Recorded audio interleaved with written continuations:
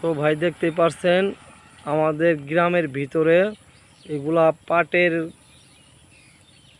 পাট লাগানো হয়েছে। আর বৃষ্টির অনেক অন্ধকার করেছে, বৃষ্টি আর একটু মনে হয়তো বৃষ্টি ভেঙে চুরে আসবে যা মনে হইতেছে। দেখেন আকাশ অনেক কালো হয়ে গেছে, কালো মেঘে ঢেকে গিয়েছে। তো আসলে বৃষ্টি পড়তেছে, তারপরেও আমি ভিডিও করতেছি। দেখেন কি সুন্দর মরুভূমির মতো দেখতে, অনেক সুন্দর লাগতেছে। দেখেন এগুলা পাটের ক্ষেত কি সুন্দর হয়েছে, দেখতেই পারছেন।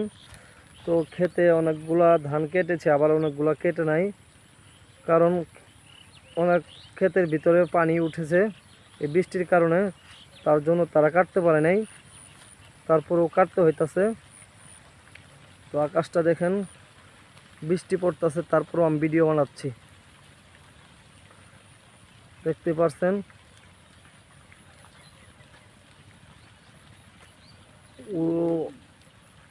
ওই পাশে নদীর ওই পারে অন্য একটি গ্রামের নামটা হলো আগুনের চর, শুনতেই অবাক লাগে।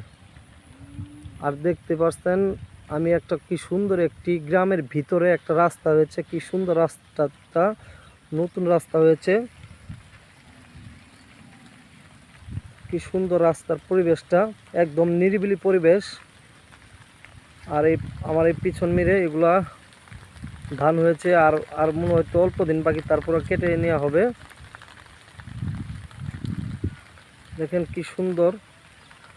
আমার বৃষ্টি আসলে আসছে, এই যে বন্ধুরা দেখতে পাচ্ছেন বৃষ্টি পড়তেছে, তারপরও আমি ভিডিও বানাচ্ছি।